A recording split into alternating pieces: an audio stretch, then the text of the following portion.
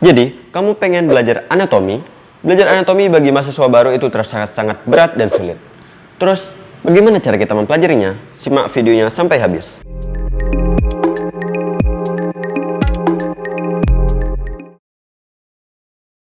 Selamat datang di channel Mahasiswa Kreatif sharing seputar kuliah bermanfaat.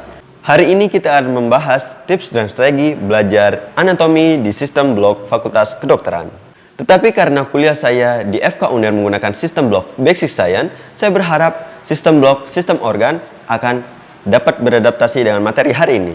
Sebelum itu, yang belum makan silahkan makan dulu, dan yang belum subscribe silahkan subscribe di bawah ini. Subscribe gratis. 1. Belajar anatomi itu seperti membaca peta.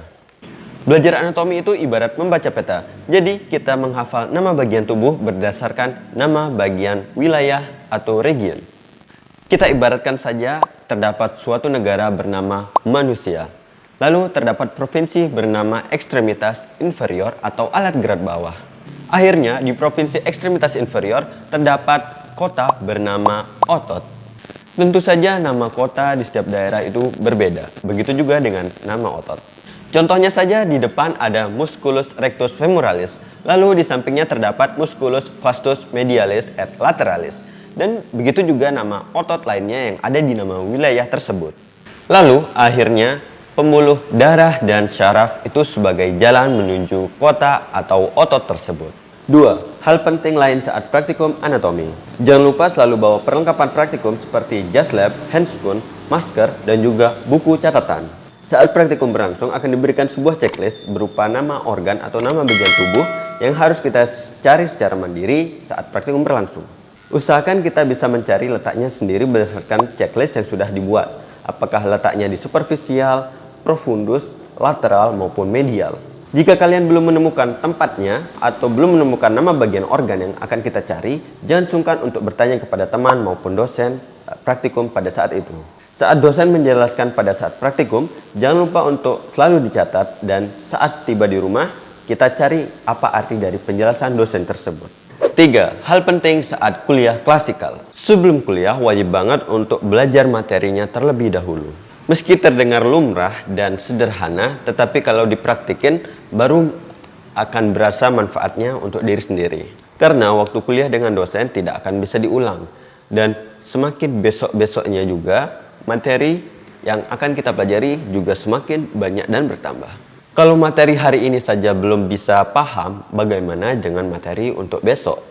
Selain itu, dosen juga kadang memberikan sedikit bocoran soal atau kisi-kisi selama kuliah berlangsung. Nah, apabila kamu nggak belajar atau nggak paham apa yang dikatakan dosennya, maka kamu akan kelewatan dari kisi-kisi dari yang dosen berikan. Jadi, nggak ada salahnya untuk kita belajar materi atau paham lebih dahulu sebelum kuliah berlangsung. 4.